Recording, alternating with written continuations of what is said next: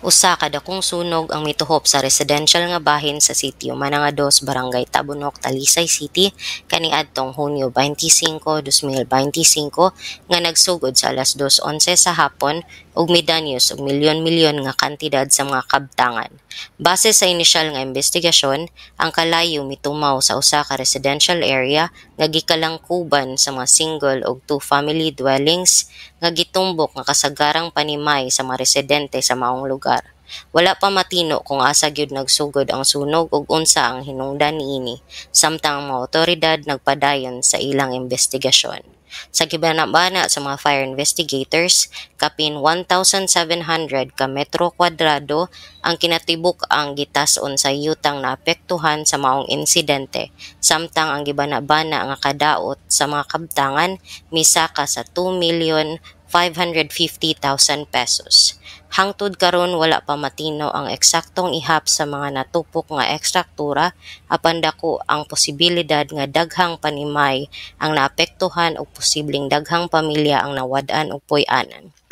Tungod sa kakusog ug kalapad sa kalayo, gideklarar ang Task Force Alpha status alas 2:50 sa hapon ni City Fire Marshal nga si Fire Chief Inspector Glory Ann D. Bicoy.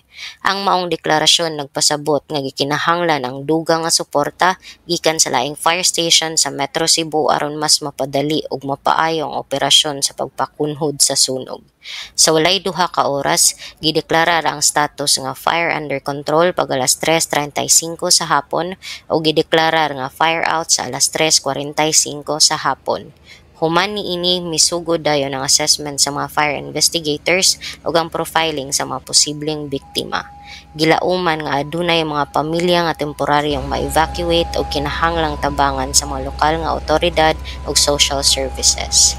Samtang nagpadayon pa ang investigasyon, gipahimagnuan sa BFP ang publiko nga magmatngon og likayan ang paggamit sa mga delikadong electrical connections, pagsiguro sa safety sa mga LPG tank ug pagsunod sa fire safety protocols aron malikayan ang susamang panghitabo.